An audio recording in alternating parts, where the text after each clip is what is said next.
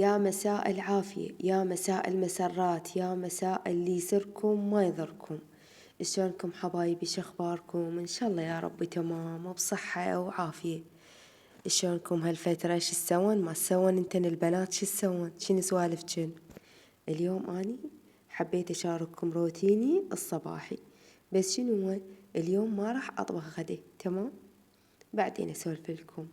هنا قاعدة أنا اليوم من الصباحيات كلش، يعني حتى أيام العطلة مرات يجي الدوام وشي، وتعرفون إيش قد تعب يعني خلال النهار وتدريس وشي.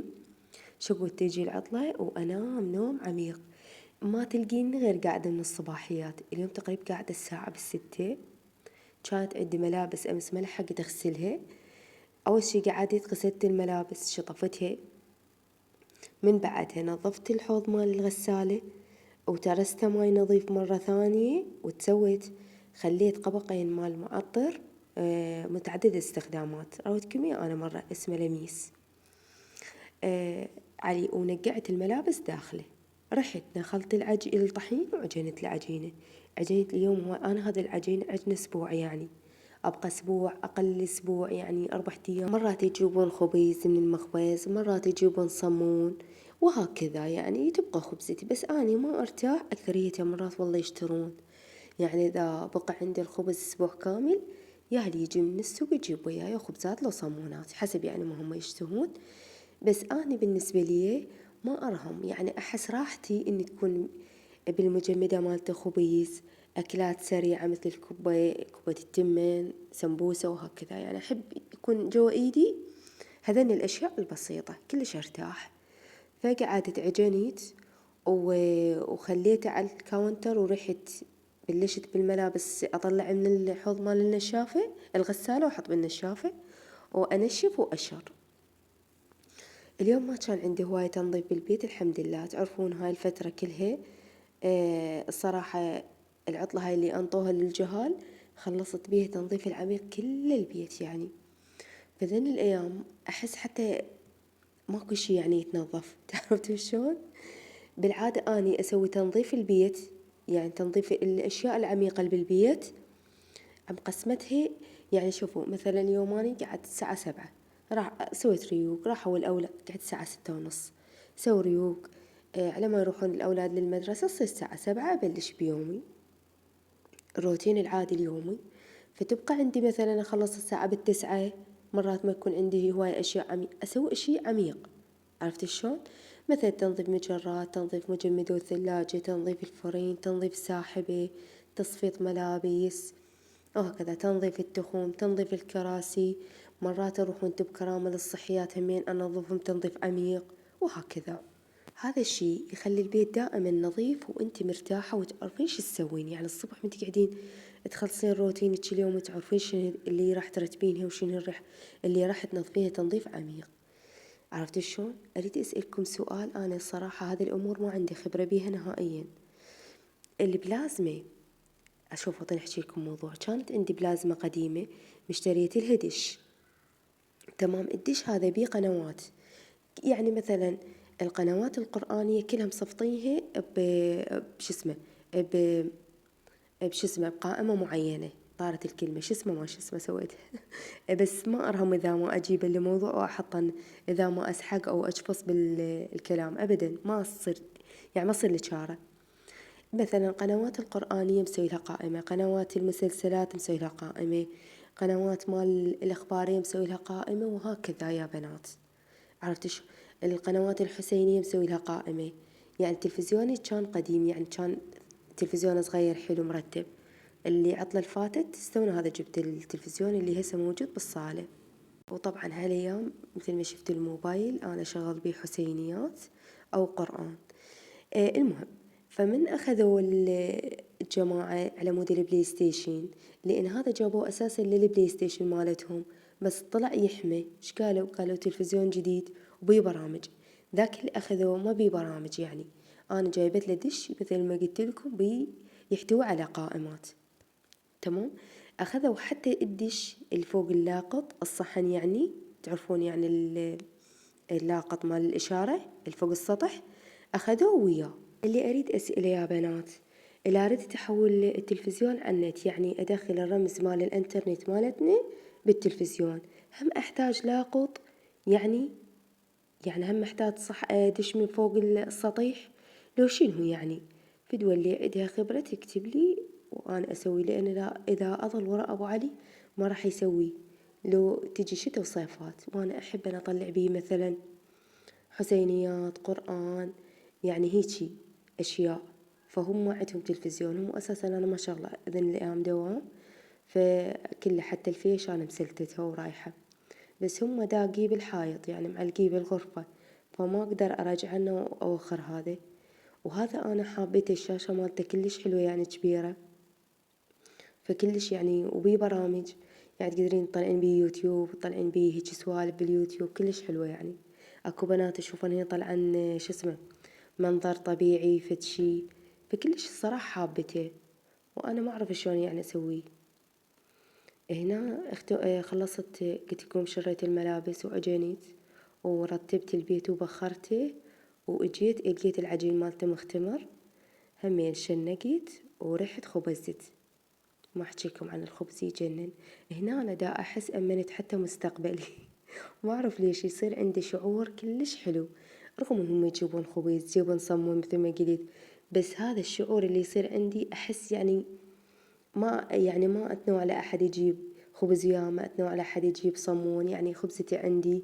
شو كنت ما جاعوا جيت أسحق، شو كنت ما جاعوا الأطفال همين أسوي لهم أكلتهم وخبزي يعني جوا إيدي، فكلش أرتاح. خليته بالمجمدة، وهنا راح أسوي كعك. اليوم ما راح أسوي غدا، ليش؟ لأن أمس سويت تمن ومرقة فاصوليا، الساعة تقريبا 11 ضبط. أنا بالعادة يعني دائما بال11 أبلش أسوي غدا، الساعة 11 ضبط، لأن أبو علي جايب لنا سمك وطرشي وجاي. تفاجأت الصراحة، لأن هو الصبح من راح لدوامه ما قال أجيب لكم مثلا وياي سمك وشي ولا تسوون غدا. قلت له راح أسوي اليوم هيك وهيك الغدا، قال هذا هو تمام. فب11 لأنه جايب، قلت له شنو خيرك اليوم؟ شايفة زعم بالمنام؟ كيفت ضميت المرقة مالتي وقلت اليوم أسوي وياها شو اسمه تمن وشوية زلاطة ولبن وهكذا، الحمد لله والشكر. اليوم راح أسوي كعك أبو السمسم للعصرونية، فتشي خبر يا بنات كلش سهل. خلنا نبلش بالمقادير. خليت هناك 6 قلاصات طحين، هذا القلاص اللي هسه رويتكم اياه وذاك يا يمي القايسة بيه الحليب. خليت 6 قلاصات طحين، قلاصين شكر، شو اسمه قلاصين زبد، قالبين زبد مثل ما شفتوهن، ذوبتهن وخليتهن شوية يبردن، من بعدها قستهن بالضبط طلعن قلاصين عندي خليتهن. خاشوقتين بيكنج باودر أو ظرفين بيكنج باودر تخلون، ومن بعدها تفتون شو اسمه الطحين ويا الزبيب فت، ومن بعدها تضيفون الحليب بالتدريج. هنا أنا عندي قلاص حليب راح أضيفه عليهم بالتدريج لحد ما تصير عندي عجينة نفس الطين الاصطناعي، ما تلزق بالإيد ولينة وشكلها حلو، يعني تتشكل عندي بسهولة. وهنا أصلا لا سرعت الفيديو ولا شي، قلت أريد أسويه بالتفصيل حتى البنات يجربوه، فد شي خبل يا بنات، كلش يستحق التجربة يا بنات. وطيب ويا الشاي ويا العصرونية، وخاصة يعني الأطفال مواسم دراسية يعني ياخذون وياهم للمدرسة، فد شي دائما أنا أسويه هو والكليجة والكيك، يعني بالشتاء أبدا ما أستغنى عنهن. فمرات من تشوفونه بالفيديو وهيك ومنا وهيجي فتقولوا مسوية من عندي كمية بالبيت. وراح أكتب لكم بصندوق الوصف جو الفيديو اللي مقياس 3 قلاصات طحين، والمقياس اللي هسه أنا دا أسويه 6 قلاصات طحين. وطبعا أنا هسه قلاص الحليب كله شربه عندي، وجبت نص قلاص مرة ثانية، وهمين راح أضيف النص قلاص بالتدريج. ضروري الحليب تضيفوه بالتدريج حتى تصير عندكم عجينة حلوة. هسه تقولوا لي الشكر شلون؟ الشكر يا بنات عادي لا مطحون ولا شو اسمه، جبته من شو اسمه من الحافظة، خليته قلاصين، والقلاص القلاصات يعني اللي قست بيهم هذا القلاص محبوب الجماهير وبالألف، الصراحة هذا من حاجة ألف ما استغنى عنه. اشكال والوان قلاصات عندي، بس كل ما اروح اجيب لي وياي سيت من هذا اللي بحاجة ألف، يعني سيت كامل يجي 6 قلاصات. وشوف العجينة شلون صارت تخبل فد شي راقي.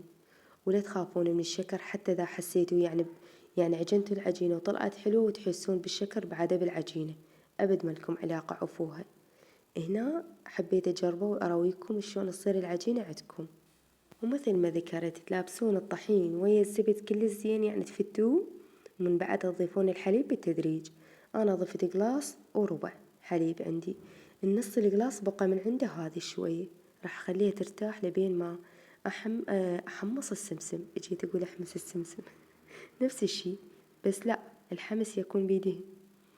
هنا عندي همينة تقريب ربع، ما أعرف إيش قد الصراحة.